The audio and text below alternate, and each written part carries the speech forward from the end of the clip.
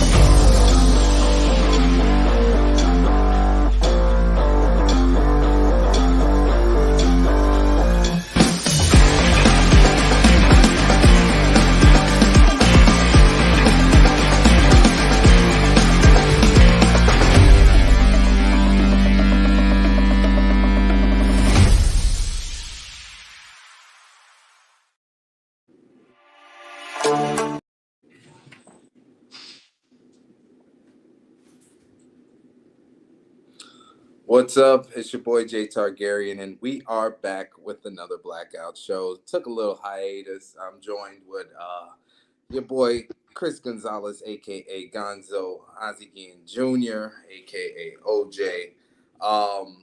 We got a lot to get into today, a lot to unpack. But first, the Chicago White Sox did play a baseball game this afternoon. Welcome back, Nick Nastrini. Didn't do too bad. 6 innings. A walk, 3 strikeouts, gave up a bomb to Corey Seager. The kid looked okay, but at the end of the day, another White Sox L.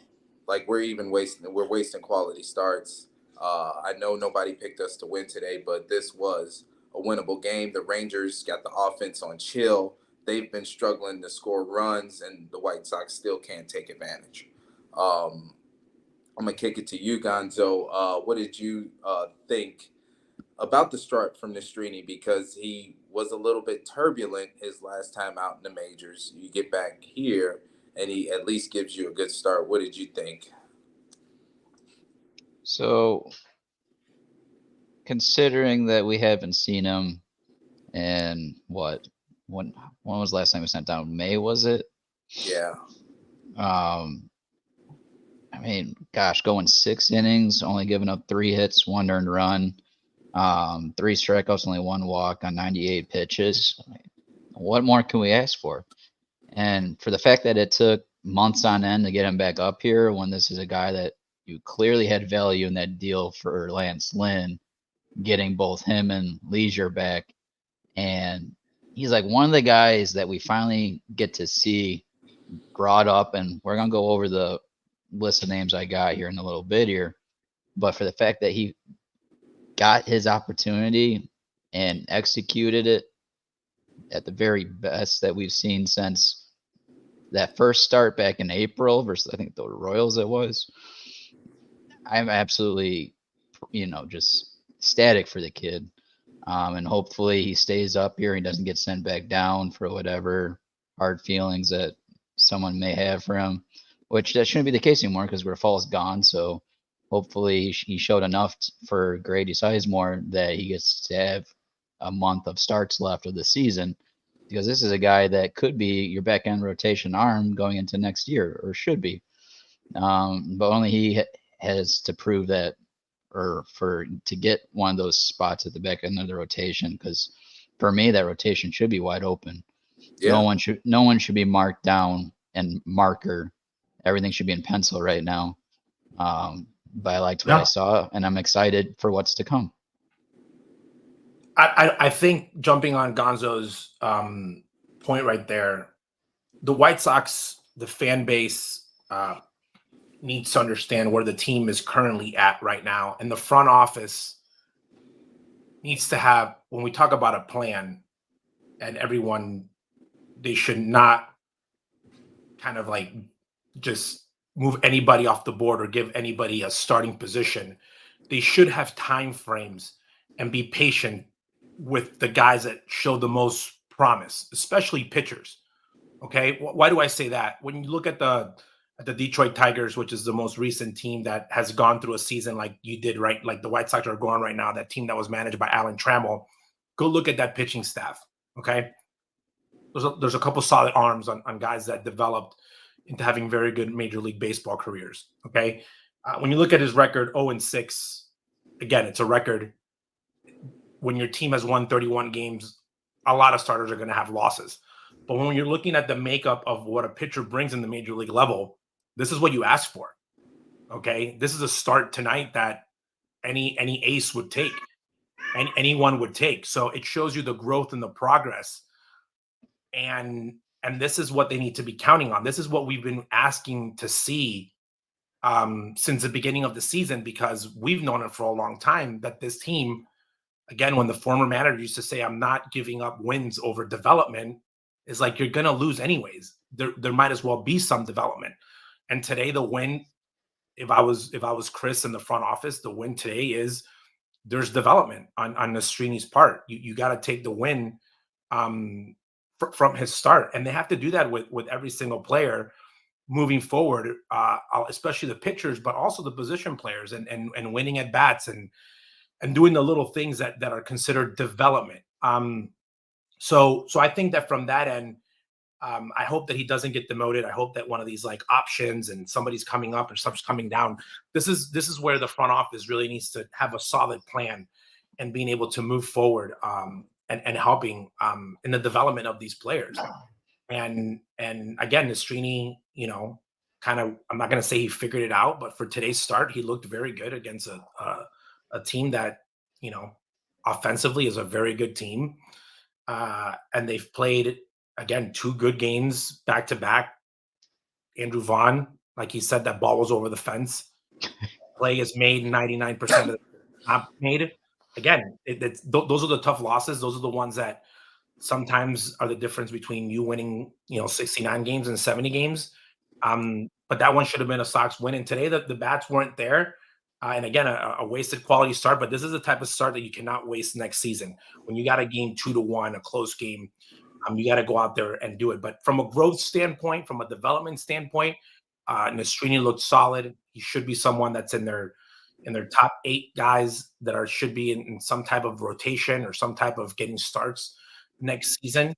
And that's what you have to look at right now, and then the development in the future of this team, because it's not the same being a general manager for a win now team, okay, than being a general manager or an advisor for a team that you are looking to win in, the next 2 years. When I say win, I mean being above 500, trying to go for a division. Whatever your plan is, unless you're thinking about bringing in, 4 free agents from a starting pitching standpoint, these are the arms that you're going to have to count on. So it's a win in the Strini's book from that end and its development. And it goes back to the Michael Kopech situation where White Sox fans are saying the jersey changed the pitcher. And that's where I laugh, because people always talk about analytics and how much they love them. And that's when you have to go look at the analytics of the pitcher. Sometimes the stuff is there, the results are just not there. And that's when you can use analytics to kind of look at the development of a pitcher, not getting the outs, not getting help defensively, not getting help offensively. Michael Kopech's analytics have always been there. They just never could, can never put it together on the White Sox from a winning standpoint. But his analytics have always been there. You put him in a different environment where he knows his role, where teams have leads. You bring the competitive edge. Again, he had never pitched in a competitive situation where winning does matter, and he's pitching amazingly in his last 13 innings. It makes me sick every time, Mike. But what does it make you sick, though? Again, no one looks at the competitive level. Like, if anyone that tells you that competition does not change who you are as a player for the positive or the negative has never played a sport in their life. I get that.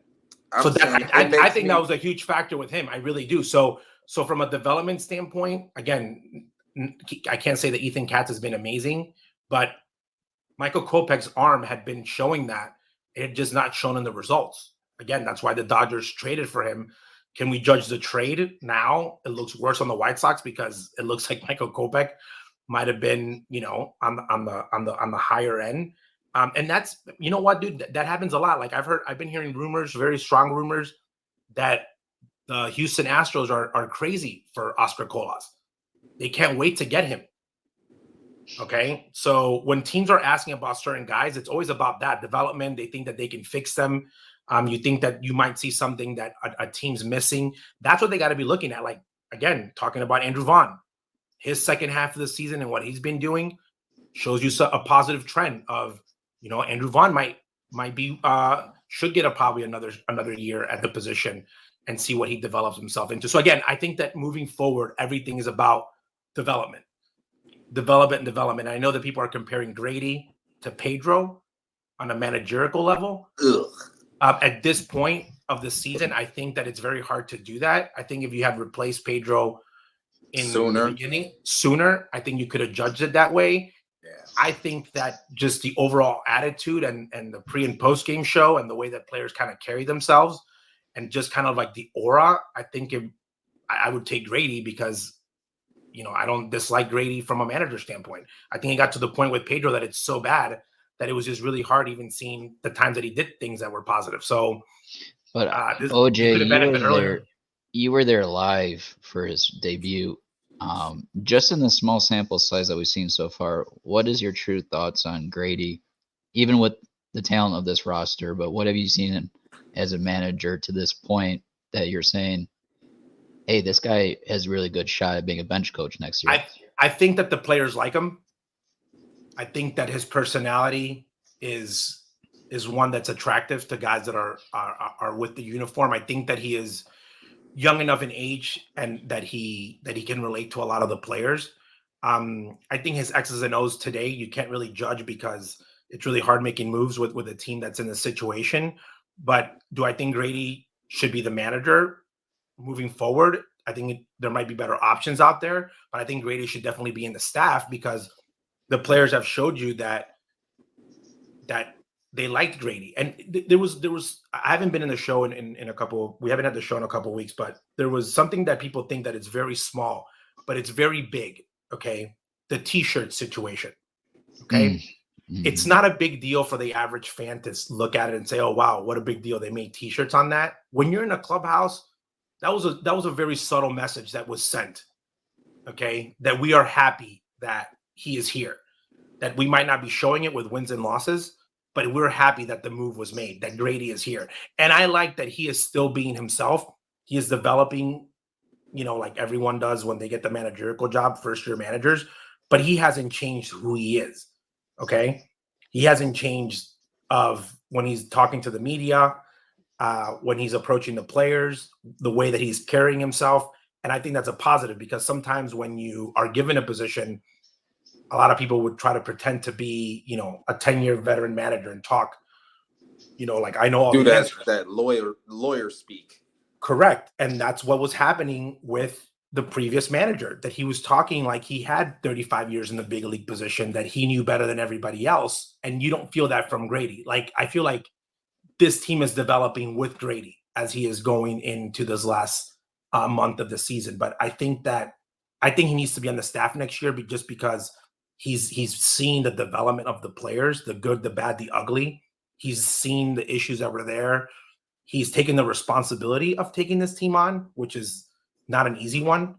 I think that one of the things that moving forward, I think from what I'm seeing from Grady, a lot of people, they're going to have a hard time when they're interviewing candidates, okay?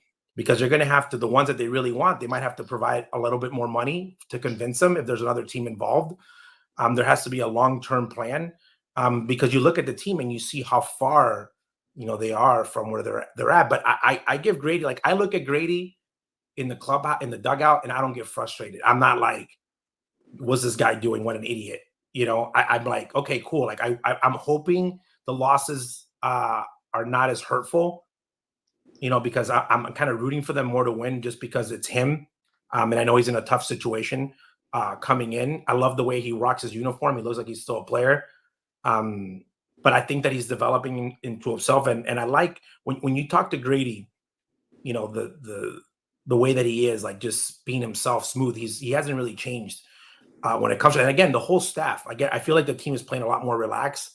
And you look at it, like the wins are not there, but I think the attitude of like not giving in on certain games and whatnot. And I know there's been some mental lapses. I know everyone made a big deal about the throw to second and Lenin wasn't looking. It was a lob throw. He was lucky that the guy didn't fire it because he probably would have fractured his face. But again, I think that today's start in the past, I could say that Pedro might have pulled the Nastrini out before the quality start. 4 2/3. Yeah, again, from a historical standpoint, he might have pulled them. So I don't know if that's a Grady move or he's getting help from upstairs. Whatever it is, he's the manager. It looked better. It looked better than than Pedro in that situation. Historically, would have gone to his pen early because he thought he had a good bullpen. I think that was one of Pedro's biggest faults, was he never realized how bad his bullpen was. I remember Ozzie Guillen, second week into the season, said he's going to blow up the bullpen. And that was a comment that when you're a manager, I asked him, what do you mean? He's like, one of the hardest things when you're a manager in the big leagues is being able to manage to win games, but not blowing up your bullpen prior to the All-Star break, kind of like letting them, kind of get themselves in a groove, not overusing them earlier in the season. Because he thought, in his opinion, that the bullpen was getting taxed early on, and that was going to cost him later in the year, which it did. Obviously, the record speaks for itself on what the bullpen has done. So again, letting the Nastrini throw, okay, from a development standpoint, we're seeing a lot of the younger guys that are coming up playing. Okay, again, I don't know if that's forced upon Grady or Grady's doing it. Whatever it is, it feels like the organization is making decisions more of, we're not looking at the lineup and saying, that doesn't look like a Chris Getz development lineup or a Bannister development situation. It looks like everyone's on the same page. Again, not amounting to wins, but it's an overall more of a positive view. And they have been playing a little bit better baseball, in an individual level, when you're seeing some guys have a little bit better second halves than they did in the first half. So you got to give, again, I love the Mike Gellinger, Andrew Vaughn combination, to be honest with you. I think that knowing Gelly's way of approaching hitting and knowing Andrew Vaughn's personality, which is very similar to Paul Konerko's, I think that they're going to mesh very well. And we've been seeing some results since Gelly kind of took over in that assistant role. Again, Vaughn was kind of doing his thing. So again, the small wins are going to be key. And people are making, people are like, oh, Nicky Lopez got, wavered. That's what's going to happen. He was on a 1-year contract. You got to see what you have. I want to get to the front office here just in a second here, OJ. But for me, when it comes to Grady, I think what sticks out for me the most is the energy level. Yeah. I can't even remember the last time we had a manager with that energy level. Like, seriously, like, because you go from Tony was. I'm just saying, to Tony, but Tony didn't have the energy. No, but I'm saying Tony was. No, but Tony didn't have the energy because he's an older man. Right, he's right. Okay. But I'm saying even before him, Grifol wasn't. By the way, Pedro Grifol is not an old man. No, he acted like he was. He acted like he was Tony's age when he was going about approaching it. And I totally get what Gonzo's saying. Like when they pan the camera to Grady, I feel like it's just more of a positive vibe of like his body language. And I don't know how to explain that. I'm not an expert in it, but his body language is more of a positive one of, if I'm a player and I'm talking about like if I'm in the dugout. Okay. And this is, I'm talking the young about, kids call it aura, OJ. Correct, but aura or swag. But I'm talking about like this. This comment's coming from my experience in a MLB dugout, okay, in the different roles that I've had. What I've heard from people inside of that clubhouse, okay, from what it was before until what it was now. It got to the point that when they looked down the bench, okay, it was always negative, even though he didn't say it verbally. The energy was just negative of like, the players didn't really believe in him. I feel that Grady, the players believe in him and he believes in these players, even though that the record is negative. That's where I think that the combination is better. So I feel like that positive vibe of him, I think is just that much better than it was before. I think the players can relate to him because unlike Pedro Grafal in the Phantom World Series ring that he helped Kansas City get, Grady was an all-star center fielder, like what, less than 20 years ago? You know what I'm saying? So Yeah. He like on the day-to-day operations of baseball, guys taking fly balls outside, hitting in a cage. Him just being a flat on the wall with his exuberance and how he carries himself, players can gravitate towards that. And then in a situation to where, because he probably plays too much behind the scenes, like that's what keeps the clubhouse lively. Joke around a little bit. Like you got a point when you're talking about the hardest thing, okay, for a manager who did not play Major League Baseball and have the credentials of an Ozzie Guillen, of a Joe Torre, guys that when you look at the baseball card had 10 years plus in the big leagues. Even Stephen Vaught with Cleveland. When you look at the guy and you said, man, this guy's been in the trenches. It's really hard, even Grady, without having experience managing, like Robin Ventura. Okay, you look and you say, wow, this guy has done it and did it at that level. When you're a guy like Tony La Russa, Jim Leland, a Buck Showalter, in the situation Pedro Grafal was in, I feel like you always have to work a little bit harder to establish those credentials. And those three guys I mentioned first kind of did in their careers, because if you don't have that Lou Piniella great career prior to managing, I believe that it's harder for you to establish that rapport, because at one point or another, every human being is going to look at you and say, well, have you done it before? Right. Exactly. Now, the players are looking at Grady and saying, when they're looking at him and saying, well, why are you making this decision? Why are you doing this? They're saying, well, this guy has done it before. So I think it's harder to sell yourself when you haven't done it. And again, a lot of people have succeeded on it. I think Pedro couldn't establish that. So then it just got out of hand. So that's why I feel like Grady's kind of like leash is a little bit longer, because he has done it. Yeah. Like low key, look at in his playing career, the injuries that he had to come back from, the rehab, the grind just to get back on the diamond. That's like in Rob Manfred's league, the IL is made for everybody. And I know we can't predict him being the manager in the future, but keeping a guy like that at least around the organization, that can help in a lot of situations. Like, I wasn't one of the big Rick Renteria guys, right? But I think the White Sox made a mistake letting him out of the organization while he still had a positive rapport directly with the core. Like, he wasn't just a good personality around the clubhouse. He was a direct link to the most important players in your organization. Like, I completely agree. I think that you got to keep that in house. Rick Renteria, if there was one thing about Rick Renteria that no one can ever knock or second guess, including myself, was the love and respect his players had for him, that they would go out every single night and give their most. I think that, again, it was so much that I think it kind of worked against them, where they thought that the players had the upper hand on him. And I think that when you look at guys like Ozzie Guillen, again, comparing managers, I think that the biggest thing that people overlook, okay, is that the players that played for Ozzie, everyone talks about like the Nick Swisher of the world. Like, that's one out of 300 guys that might have played for Ozzie. Majority of the players that put on a uniform for Ozzie, they might have not liked him, but they all kind of respected him and played really, really hard for him. They believed in him as a manager. And I think that that's something, no matter how good of a manager you are, you need that when you're going into a game or a sport. You need that the guys believing in you. And I think today Grady has that from this team.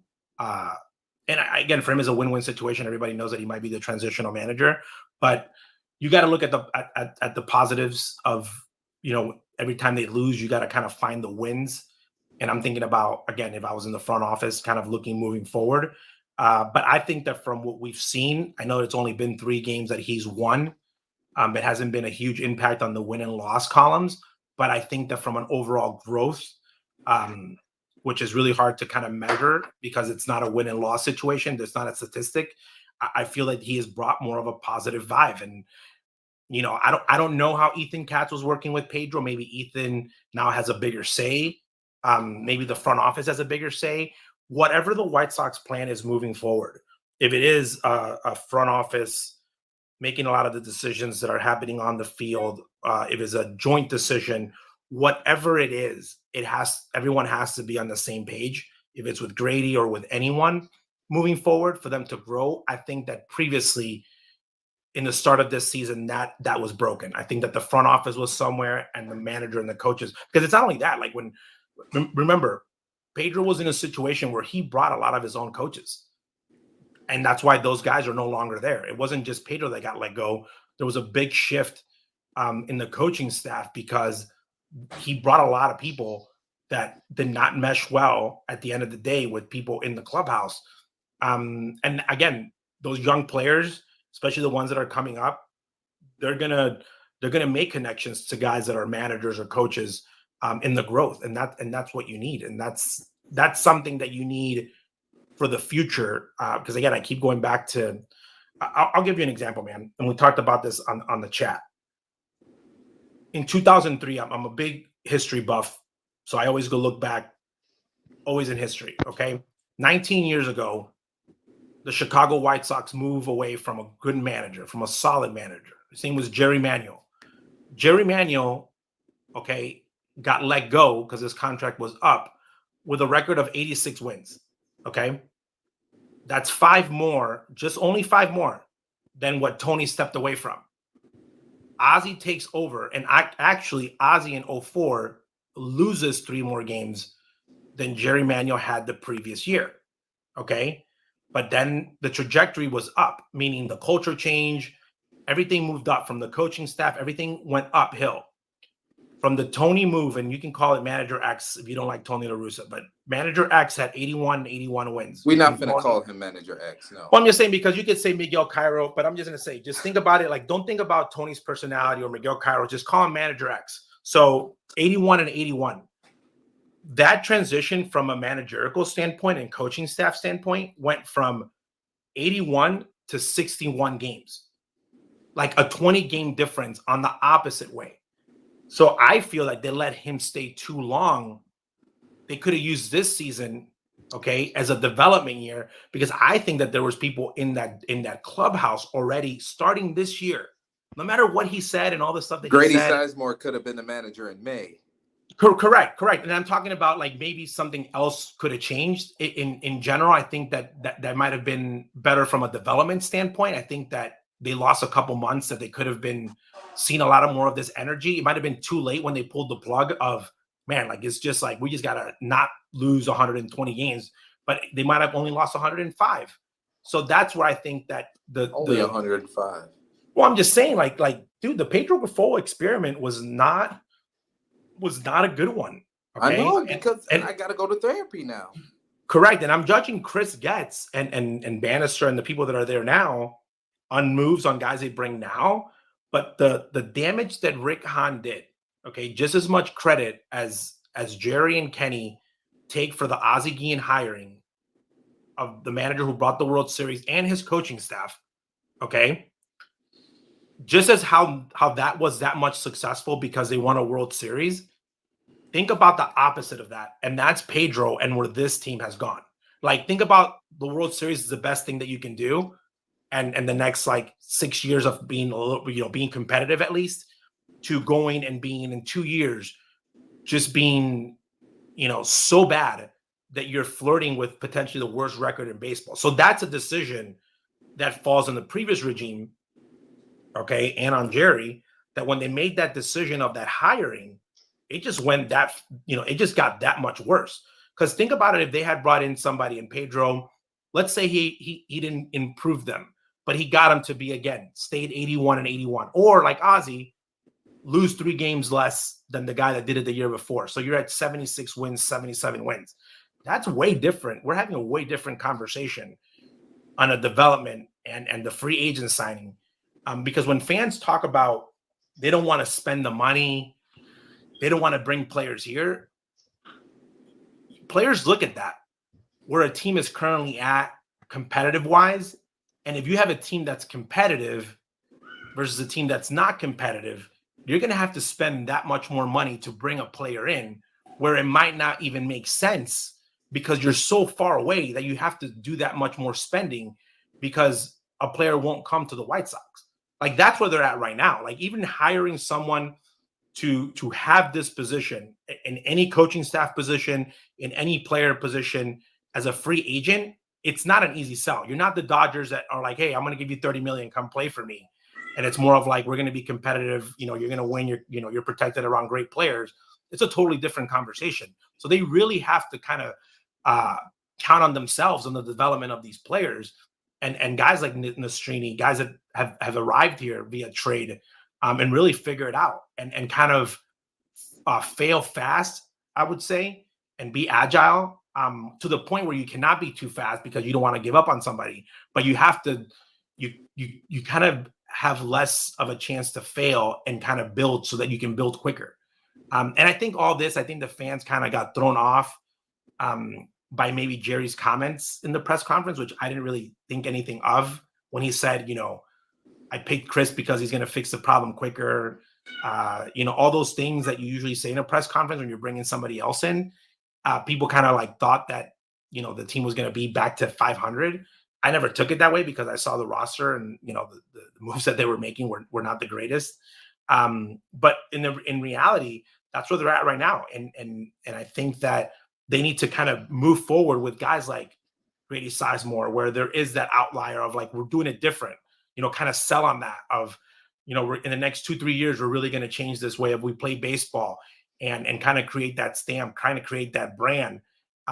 That's how they're going to grow and kind of be themselves because, the league is talking. And if you want to be a landing spot for free agents or a choice between teams, you're really going to have to sell on that.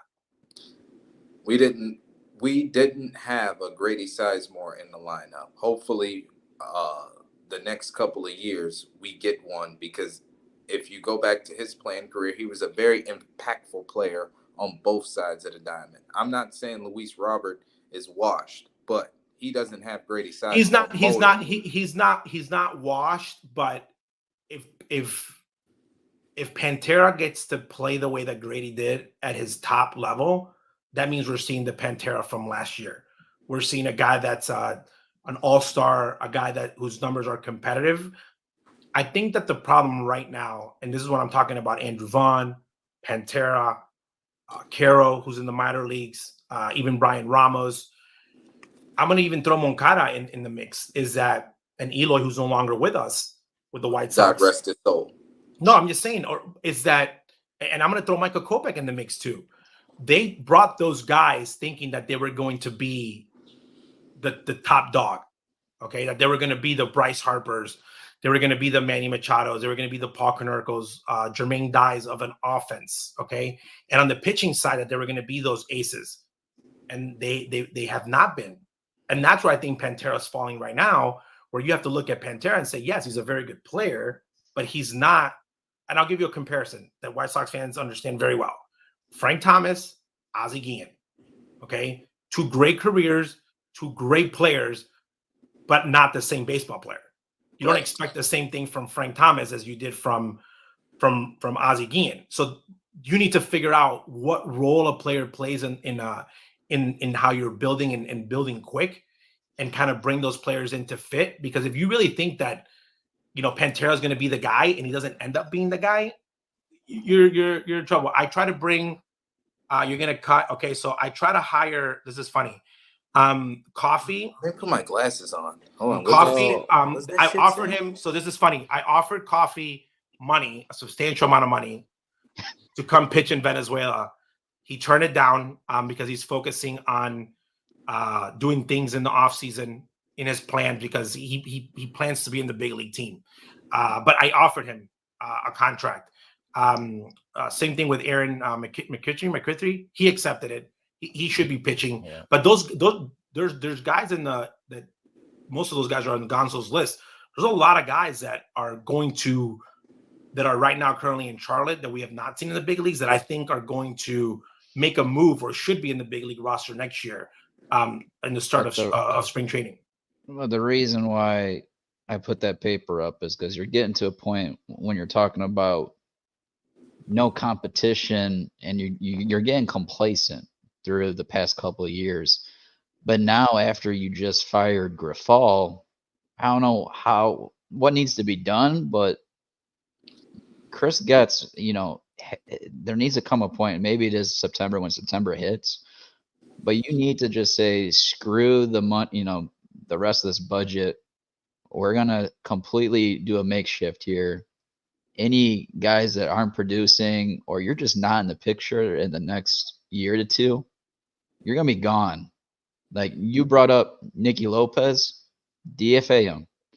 Now, I'll start with the hitter because there's only one guy left here at the bottom there, Chucky Robinson, right down there, the catcher. He's 29, pushing 30, not really doing anything here in this ball club.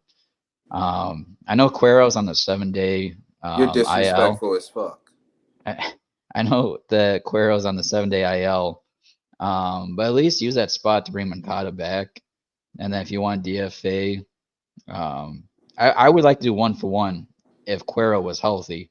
Bring him up, give him that taste of the MLB, because before the injury, guys, for the year, he's had 338 at bats this year. He was batting 284, 16 home runs, 70 ribbies with a 845 OPS. Like this, the time is like he's one of the only guys, and it's crazy because Colson was your top bat.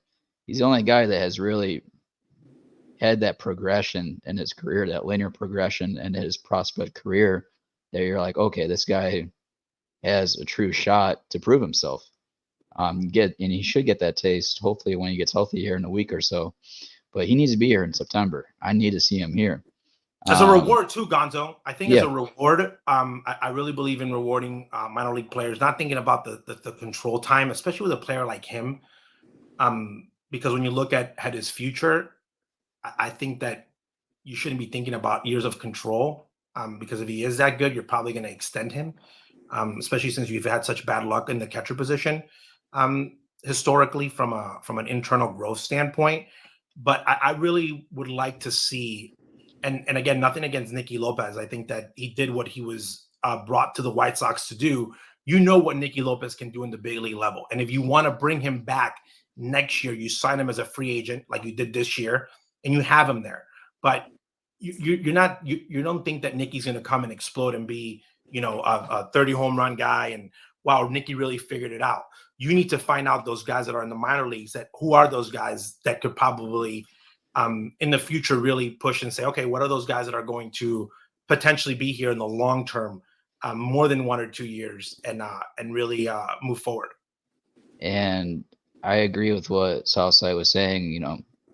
He brought up some of the bats, but let's just go back. At the AAA level, this took me a minute to go through the Charlotte Knights roster, and I came up with, let's see, 1, 2, 3, 4 at least bullpen arms there, and one starting pitcher. I mean, I was happy that Kai Bush got an opportunity, and he's got some control issues, so they sent him back down. But at least bring up Jake Eater. I mean, he's rolling right now, and that's a guy that we got for Berger that he's looking like the deal that now that he's healthy, he looks like the guy that he was before. That's a guy I want to see at the very least this last month of starts here. And then look, those other 4 guys, Anderson, Brebbia, De Los Santos, Jack Cole, those are 4 guys that either age or just lack of results that I would just let go. And Hoopy was a guy. Jay, who would trade for Hoopy again? To Atlanta, right? Yeah, I'm trying to remember the dude. Bummer. The outfielder. It was No. an outfielder. Wasn't it Bummer? No. It was at the trade deadline. Or no, it was in June. We traded shit. What outfielder was it? Regardless, I forgot the outfielder now. By the way, don't. All I ask is don't overuse my guy Aaron McKitry. I need him for winter ball. He's already signed. Don't be putting too many innings on his arm. No, but again, it's you really need to know because the guys are here. Robbie I'm saying that you've seen what the guys that are here they can do. Thanks, James. You've seen what the guys that have been able to do what they do. again, use September as a month where just development and you're trying to find those diamonds in the rough. Juan Uribe was traded to the White Sox as a backup player. And when Kenny and Ozzy talked about the future of the White Sox and they were the way that they thought where they would see Uribe, okay, moving forward, there was a point where they had to tell Jose Valentin, we either are going to DFA him or not play him. Okay. And if you look at that last 2004 season, he didn't really play that much towards a month because they knew that he wasn't going to come back the next year, at least not with the White Sox. But it was like give Juan Uribe as many opportunities as possible because we could see if he could play shortstop at the big league level. If we could potentially think that he could play every day.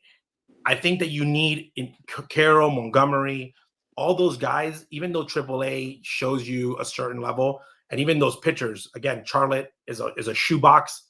I think pitching in AAA, sometimes people don't give it enough credit. Like if your ERA is pretty good in AAA in Charlotte, that's a really good sign because the ball flies a lot better than it does in Chicago. But it's like you don't know what you have at the big league level until somebody's here.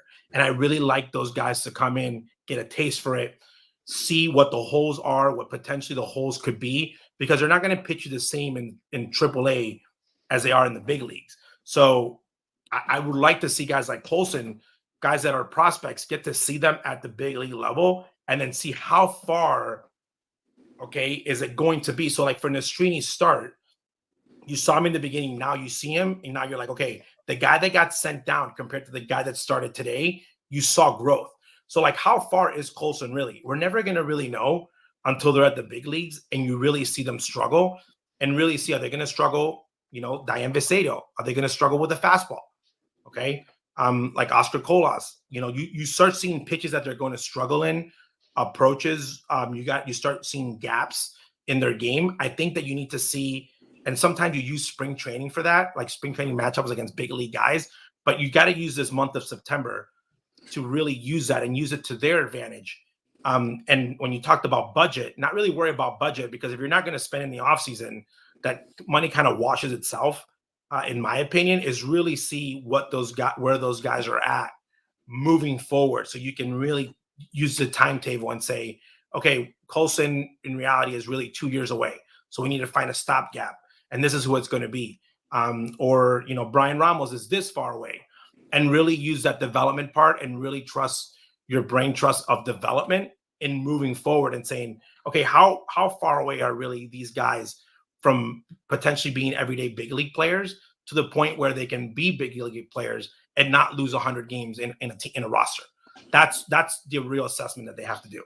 So Jay, before we move on to the next topic, I want to get your thoughts of the hourly promotion of Brian Ramos. It made me sick to my stomach.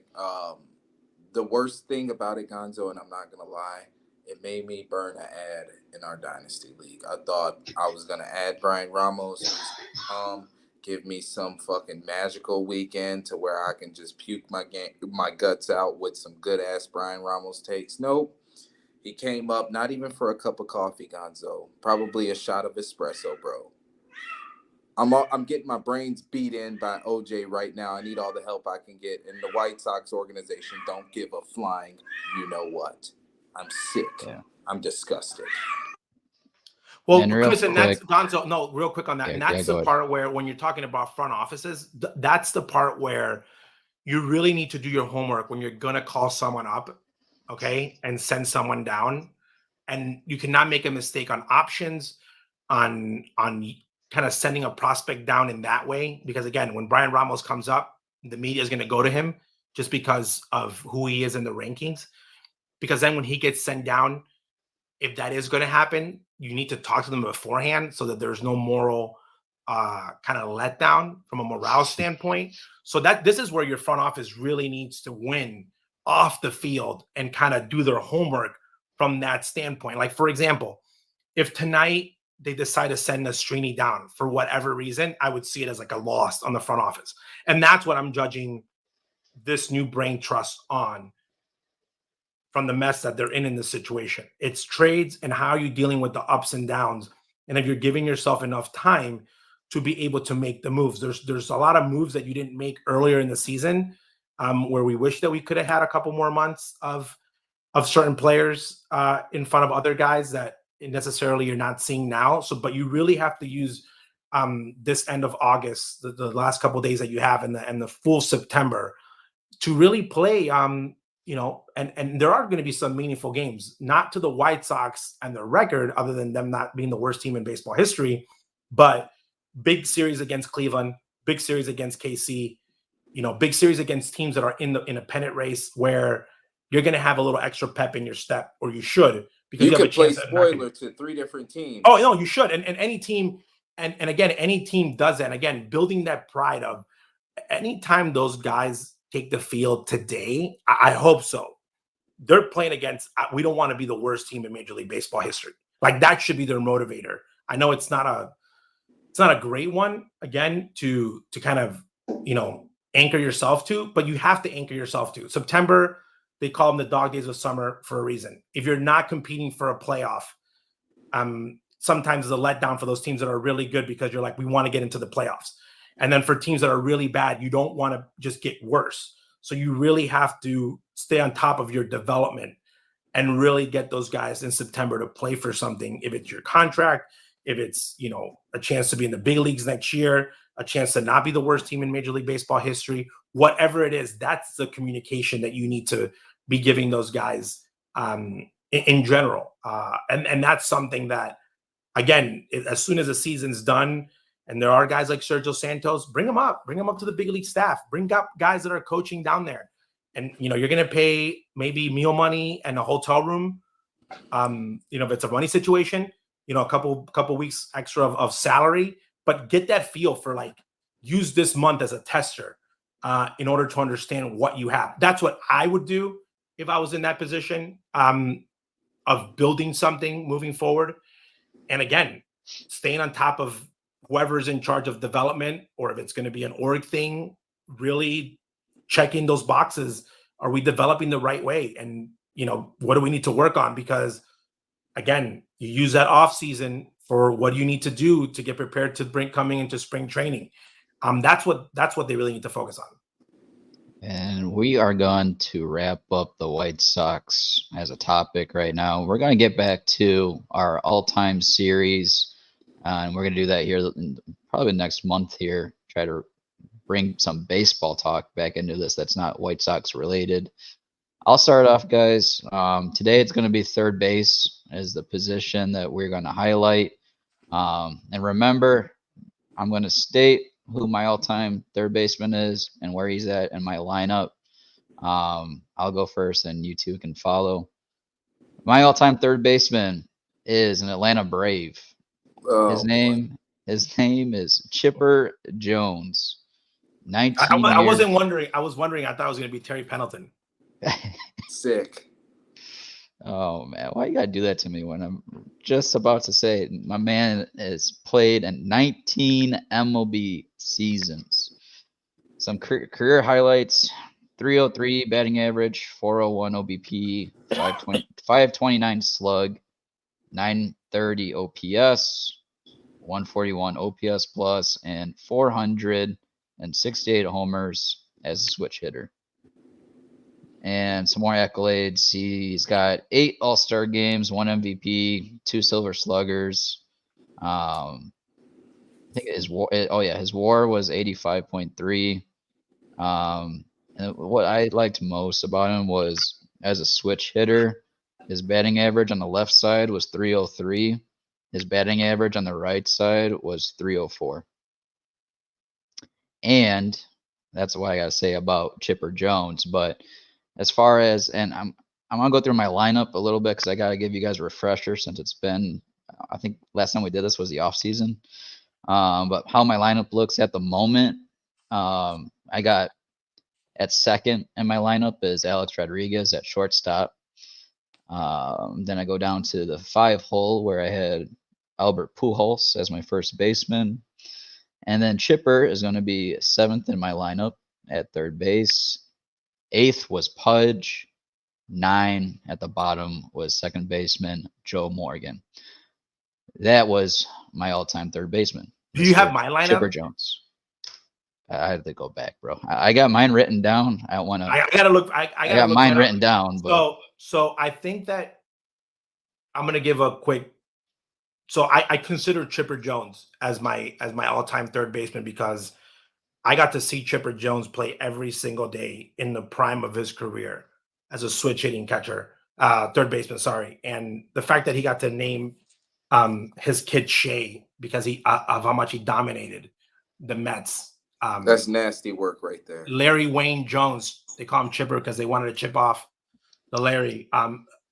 Probably one of the best drafted players in the history of baseball when it comes to a franchise player, a switch hitter, a true competitor, a guy that I think his defense was a little bit underrated when you think about him, just because his offense was so good.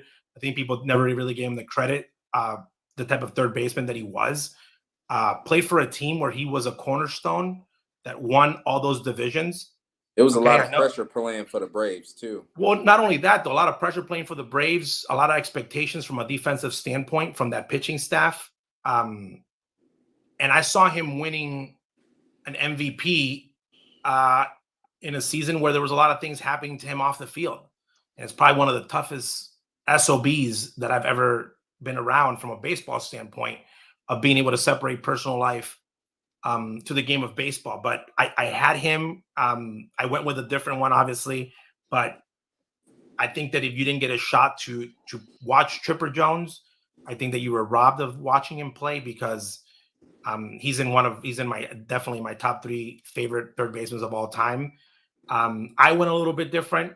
I went with a guy that I got to see play a lot. Obviously, never played with Ozzy, but got to play a lot against him. I went with Adrian Beltre.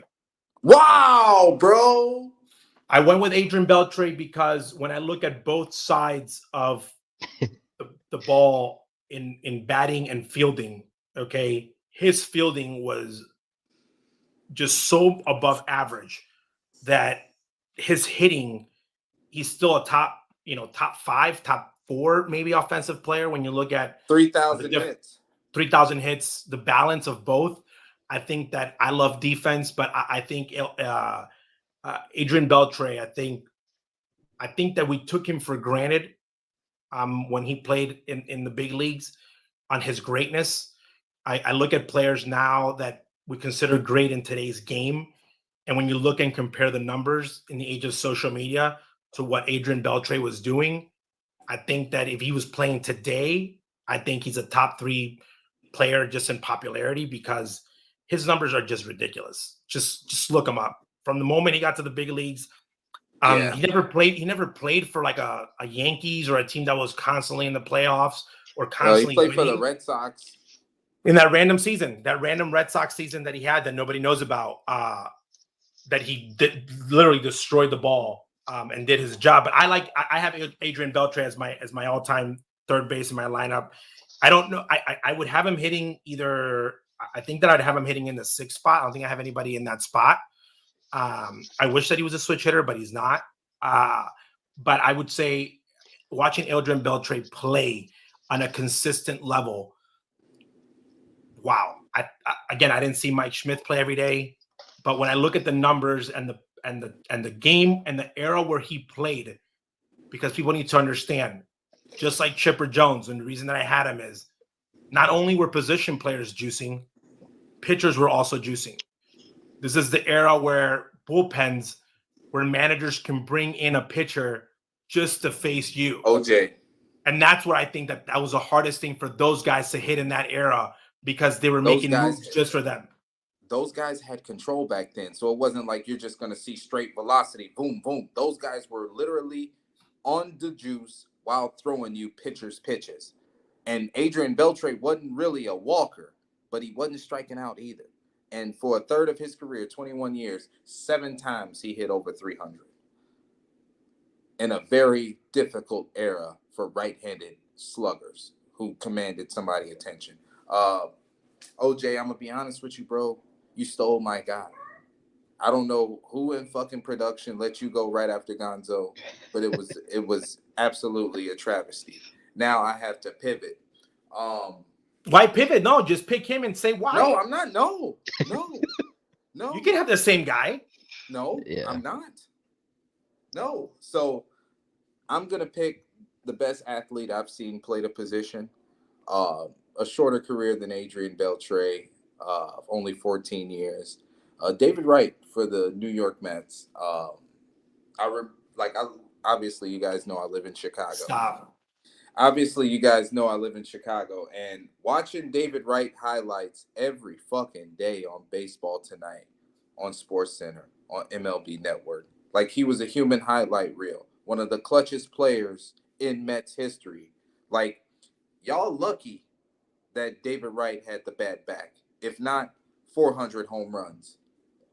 Probably would have accumulated 300 stolen bases. What type of third baseman having a 30-30 year?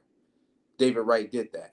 100 RBIs, 4 straight seasons. I don't think Adrian Beltre got that on his list. David Wright is behind Jose Ramirez in all-time wars.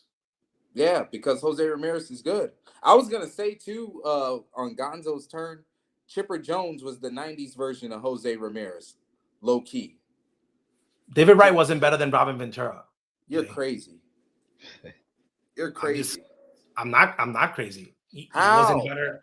He wasn't better than Ron Santo. He wasn't better than George Brett. Wasn't better than Wade Boggs. How many third basemen are giving you a 30-30 year while still batting over 320?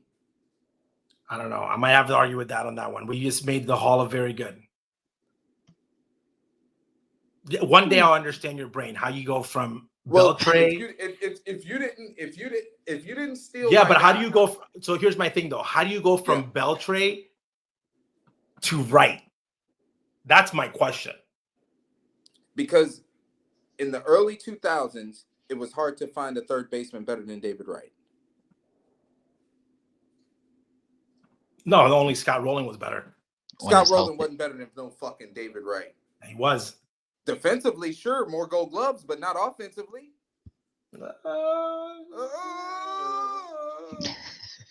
don't know about that. I don't know where my fucking lineup is, but I'm hitting David Wright 8th. I didn't think he By the way, whatever, Gonzo, if we have to decide of a winner on this, Jay lost. How?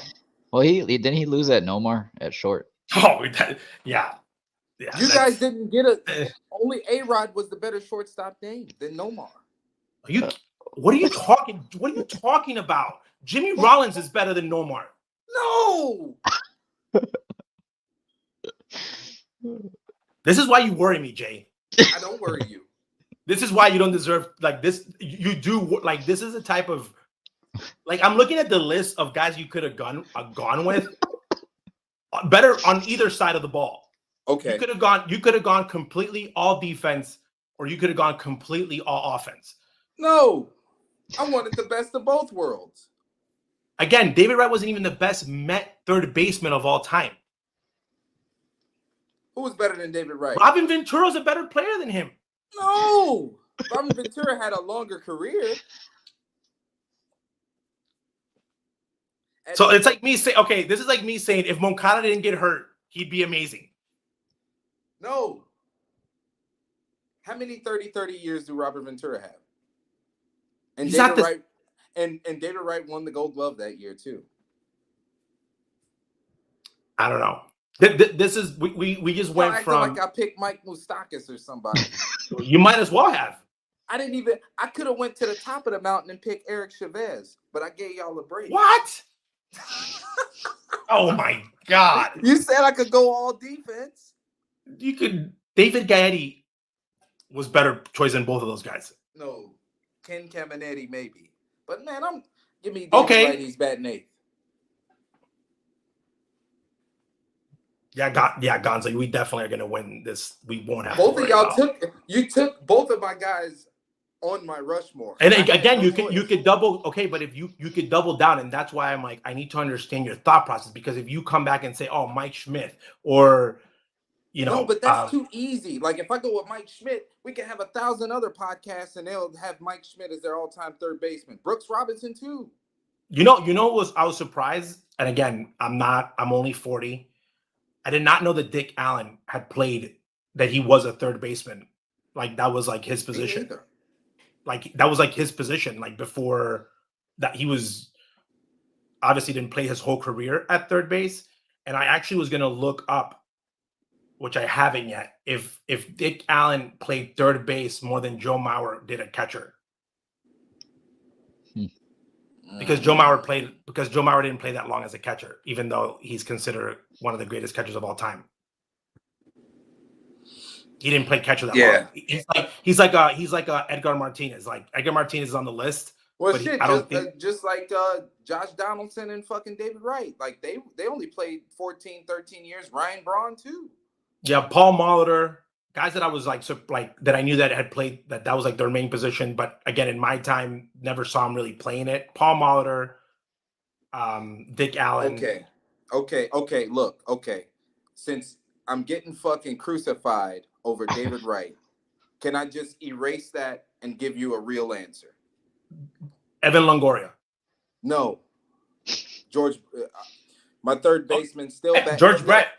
George That's Brett. fine. There, That's fine. That's fine. George Brett. You're back. You would at least be competing in the conversation. No, I didn't pick George Brett. You want to know why I didn't pick George Brett? Because he said that Pedro Grifol is going to be a great manager. He was drinking. He was high. By the way, but here's the funny part. Just because you're a great baseball player does not mean that you could be a great advisor, doing front office stuff. The two don't correlate. I do not want Yerman Mercedes running. Or he was playing, double agent and saying, if I say this, he won't be on the Royals. Yeah. I think George Brett, top 5 all time, like at the position. Oh, for sure. I think George Brett's the scariest thing. Again, I looked up the numbers, looked up everything. George Brett's 1980 season, okay, where he led the league in average, OBP, slugging, and OPS plus. The fact that this dude hit 390, but had an OPS plus of like over 1,000, okay, and still went deep 24 times in an era where he struck out almost 3 times less than he walked. He struck out 22 times only in that season to 58 walks. So this guy was a guy that did not walk 100 times, but still hit 390 that season, hit 33 doubles in over 500 plate appearances, 449 at-bats. So that season alone, the year that he won the MVP, was just very scary.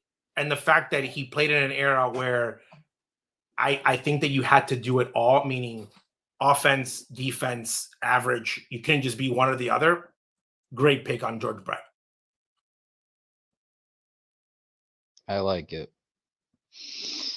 And I always love these conversations because OJ, with some of these guys that we named, especially Pudge, you gave those personal stories. So guys that you've actually seen that we list that we've seen live, that you were there on the field to see a good chunk of some of these guys. I got to bat boy for Chipper Jones. Like Chipper Jones, I made a list of the best players I've ever bat boy for. Like Chipper Jones was probably the other day in the Little League World Series, a kid dropped the name Chipper Jones. Like, who would be the guy that you would pick on your team, whatever.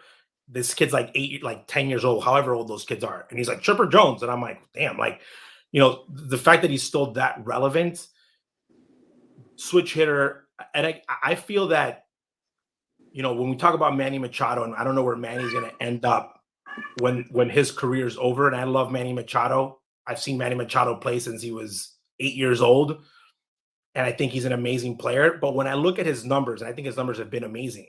But when I look at his numbers where he's at now, and where the guys that we talked about were at, where Manny was at right now, you're like, oh my God, this guy was that much better.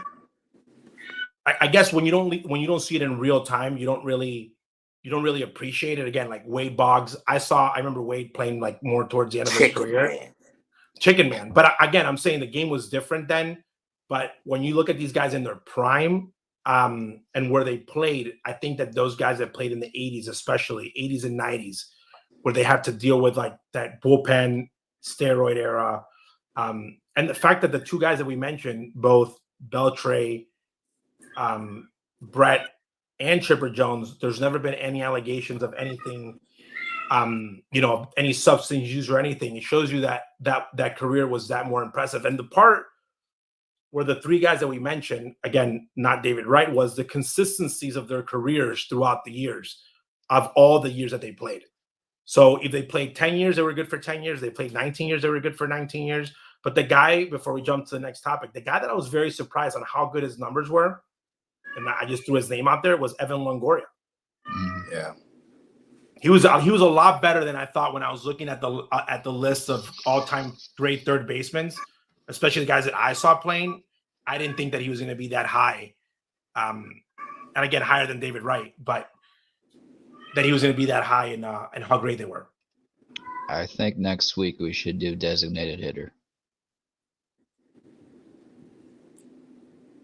Before we shift to the only 200 RBI seasons for Evan Longoria in his career. 6 for David, 4 for David. designated hitter before we go into the outfield. Okay. I'm not. Don't worry. I'm not picking Luis Arias or Travis Hafner. Okay. Joey Gallo. Get the fuck. But man, I'm just saying when we do the DH part, no. But I think that we've done a good job. Is we're picking guys that actually that played the position. Okay. Mm-hmm. When you look at the DHs, I always look at how long were they a real DH for. And that's when I see the name Edgar Martinez in my mind. That it's again. We gotta change topics, but like I like Jim Thome. Okay. Hey. No. So this is what I'm saying. Something really funny about Jim Thome. Jim Thome is one of those few players that, again, we didn't talk about him being the greatest third baseman ever, but he was putting stats as third baseman. But when you look at the amount of time he spent as a DH, okay, compared to third and first, the amount of at-bats that he had at the position, the numbers that he put being in that position specifically is just like, oh wow. Like you're like he literally had 2 careers. Like you could literally grab Jim Thome position player and he's like awesome, or Jim Thome DH and he's like you could grab both careers and you would be an all-star had he just done one or the other. That's impressive. So when I'm looking at my DHs, that's what I'm looking for in my criteria. I'm not looking for a guy that like DH for part of his career, the last 2 years, like a true natural DH. Like that was like he didn't bring a glove to 12 spring trainings. There's 2 guys I go back and forth, but my bias always comes at the end to one. And I'll need some of your personal stories next week on that guy. But we are going to. Oh, Jimmy, I have great Jim Thome stories. We are going to picks. And Jay gets 2 points for his victory since our last show.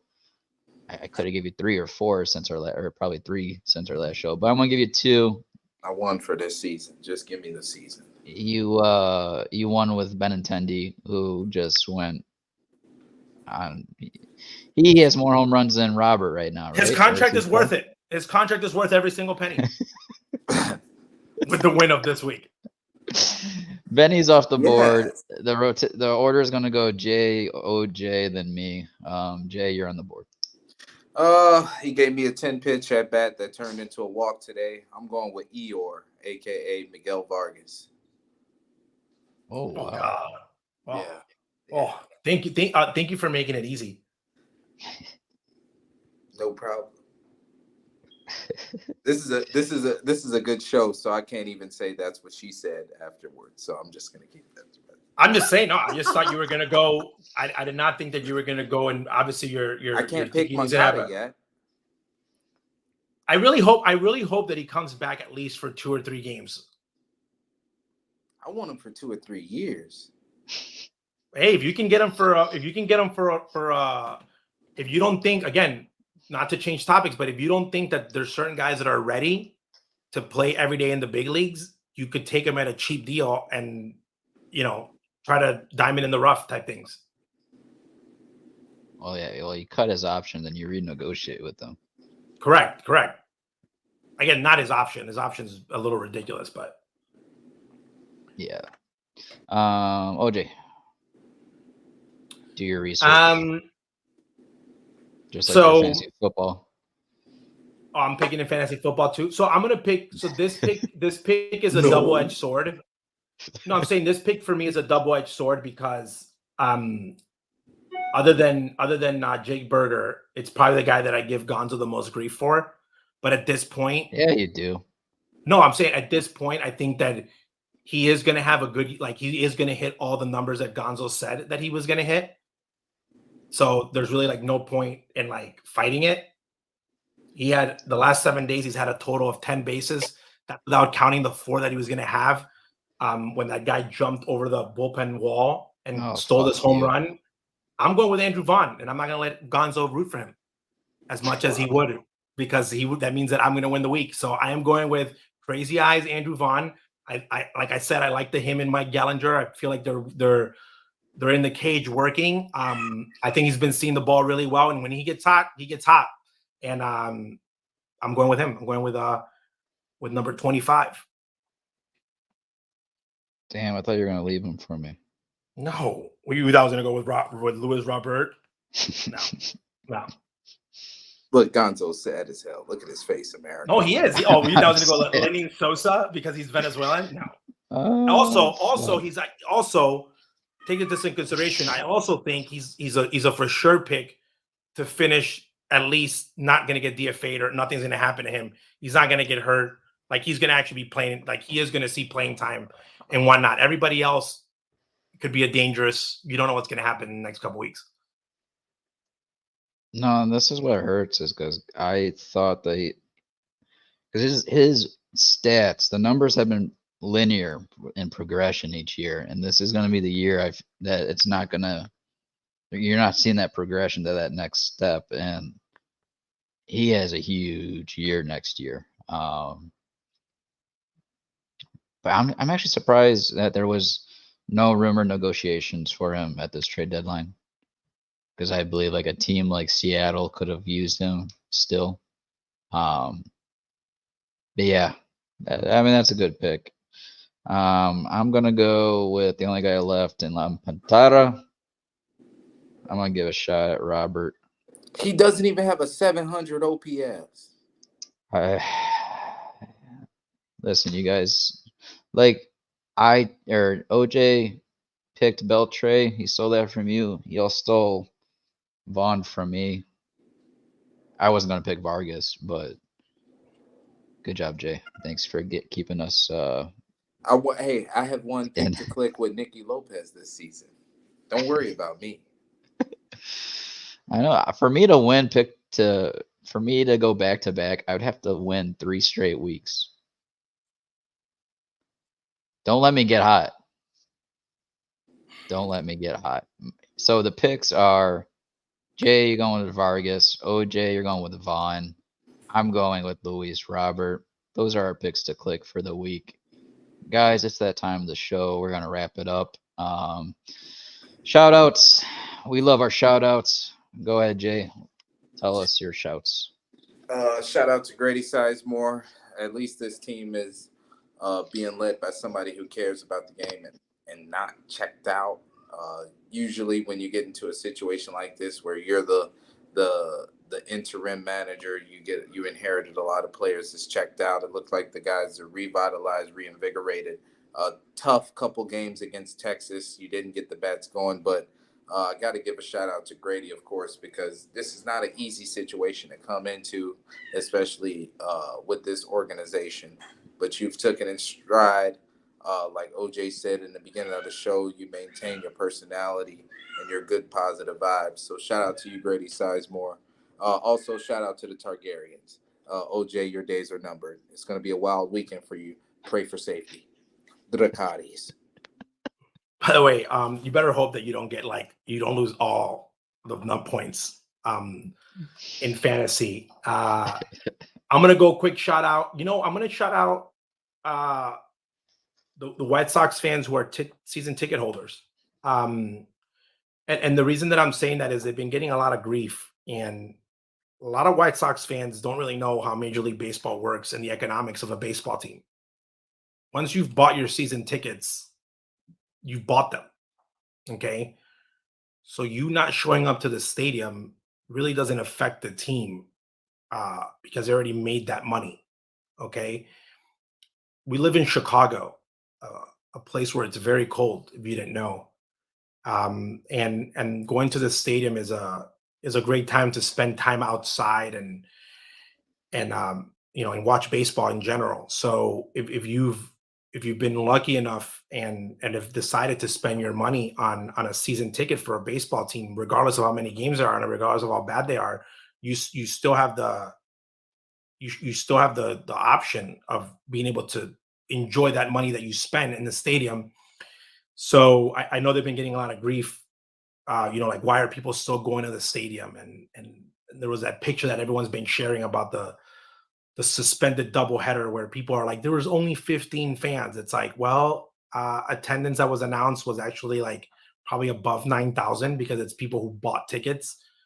They didn't necessarily didn't go to the game. So again, I think that right now, as a White Sox fan, this is a really a big gut check for people that follow the team, because when they tell people that this is where if you support your team in moments like this and seasons like this, you get to enjoy the victories that much more, because it hasn't been an easy year, and especially if you spend, like I said, you spend that money. I applaud you, because it's not easy.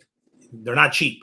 So shout out to those fans that still that still support and have supported, and are planning on renewing those tickets. And I have nothing against them. I don't believe that if you give up your season tickets, the team will magically be sold, because financially they won't sustain. I really don't believe in any of that mumbo jumbo. So shout out to all the fans that have season tickets.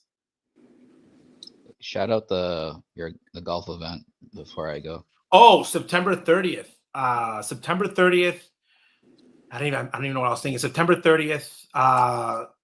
We're in partnership, the Guillen Foundation, which obviously is my family's foundation. We're in partnership with Rincon Family Services, which is a service that provides all type of services to the community, lower served communities. But the focus is going to be mental health, and again, that's from like just regular therapy, to be able to talk to someone, to addiction, to anything, mental health in general. So we're going to be at Cog Hill September 30th. We are doing really well with the ticket sales. We do have an option if you don't like golfing, you want to come to the dinner, come out, support. We still have whole sponsorships, which are not expensive at all. You'll be able to not only make the connect to all the people that are coming, but make the connect to Oz. We're doing shout outs on social media and whatnot, and it's just time to build that connection. But thank you for everyone that's supported. It should be a good time, a really good close to the baseball season on the 30th. So, see you guys on the golf course. I can't wait to help some fundraising come the day of. Gotta save some money aside for that. My shout outs, I'm gonna shout out Soraya, my one and only. Last week it was her mother's 60th birthday, and we were Happy in Vegas. birthday. We were in Vegas celebrating that. Gonzo walked out of Vegas with some money. Surprising to say that, because normally You robbed they somebody? take money. Normally they take money. Yeah, I robbed MGM Sport Books. Had to do it. I had to do it. Player props, pitching, hitters. I came out victorious, Jay. Oh, that's beautiful to hear. I'm gonna go back in February for a Blackhawks game. But until then, Soraya's birthday was this past Sunday, so I have made dinner reservations for tomorrow, to be determined. But we also have to celebrate our 5-year anniversary, so Yeah, it's you got a it's lot gonna going be. on here. There's a man. lot going on right now in Gonzo's world. But I'm also gonna shout out everybody in the chat that joined. I gotta scroll all the way up here because we had quite the chatter in the chat. Andy, I'm not even gonna attempt your last name, but thank you, boss. Appreciate you for being with us today. Southside Deech, appreciate you, boss. James Hesterman, Thank you for correcting me earlier. I always, I feel like when I'm watching podcasts and they're like trying to guess a name, I'm like the first one to jump at it. But then when it's me talking and I'm trying to think of a name, Yeah, there's always that person like James that's always there for you. Appreciate you, James. Thanks for being there. for sure. And our guy Slacko, Mhm. he's very busy. His busy season has started. So thank you for supporting us and being able to do all that work while I love you, Slavko. Yes. he had a birthday. He had a birthday with my mom on the 27th. Really? Him, my mom, Jim, Tommy, and Slav all have the same birthday. August 27th? August 27th. Wow. That was He was Tuesday. silent. He was I silent. gotta meet somebody that's actually like a mean person from August 27th. Somebody that's like not a nice human being. No one said anything in the chat. No, I didn't know till like later. But yeah, my mom was the one that was like, I share a birthday with Slacko and Jim Tommy. Wow. Now I feel like a piece of shit. Why? Because it's rude to not tell anybody happy birthday on their birthday. I don't think anybody knows each other's like. Are we gonna make it like a show? Like you need to know each other's birthday. No, but still. I'm gonna wear I my don't think he birthday wanted people to sash. know. He was like very nonchalant about it. Maybe he Wow. got another birthday. Maybe he's a Latino player that has multiple birthdays. Slavko Pujols? So why you gotta use that name? Oh, That's wrong. Gonzo. Andy's last name is Virchumak. Virchumak. Thanks. I'm horrible with last name pronunciations. Don't worry about it. I'm easily butchering that. Next week, yeah, we're gonna talk some more we're gonna bring the fantasy baseball back this next month because we got playoffs starting in 2 weeks. 2 weeks. Gonzo, if I finish 7th, it's gonna be me and you in the first round. Really? I think so. Yeah, I think the first 2 seeds are on buys, right? I can't remember how I set up the seeding. I know, I gotta go look at this. That's another thing is like 8 teams make it, and I don't even really normally like when it comes this time I'm looking at the seeding like who am I gonna play, but like we're so close that there's so much. Well, I went from like the 3rd seed to the 8th seed, so yeah, anything can change. And I jumped KG this past week. I'm the 2nd seed right now. Even all I gotta say is my football draft is going amazing, and I know everybody's in shock how good it's going. That's another thing I was going to bring up, OJ. I was going to give you a shout out because your drafting skills look a lot better than last year.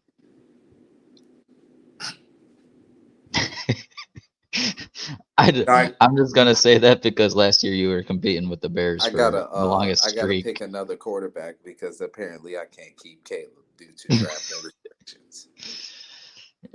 Yeah, OJ, Caleb brought the idea of for the one-man keeper not picking someone in the first 3 rounds, and we're all cool with it.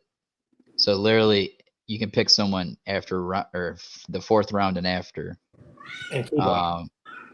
Yeah, and Jay picks Caleb in the 3rd round. By the way, I don't think he's gonna want to keep him, but that's just another conversation. I am gonna want to keep him. Okay. So I'll just draft Joe Burrow and then just have him eligible as my keeper just in case Caleb flops. Okay. That's smart. That's, again, like I said, joking around, and I've been saying this, the Sox should sign Juan Soto so he fixes the White Sox like Caleb fixed the Bears. Yeah. Everyone thinks I'm super serious like when I'm saying that, but it's like a funny thing that I'm saying it because he hasn't really fixed anything yet because they haven't played it down. He could fix them, but he hasn't yet. Everyone thinks it already happened. So you can win a season without I've never had to play a game. We've already proven that in Chicago. Juan Soto could do that. We could talk about that in another time. I just don't want to be the guy going against him and then it piles up in his face. Just like Correct. this whole Fields isn't being traded. Sorry, Jay. Jay was the fastest one off the Fields bus for Caleb. He was. It He sucks. didn't even wait. He just ran. The fucking Pittsburgh Steelers called my boy. It said Justin Fields has chance to return kicks. I was done, bro. I was like, no way. Well, on that note, thank you guys for a great show. Yep. Glad that you changed your mind on David Wright. Just so you can have a competitive team at the end. I will look for my all-time lineup and make the list together. So for next week, I have better prepared. So thank you guys very much. No, thank you for watching the Blackout.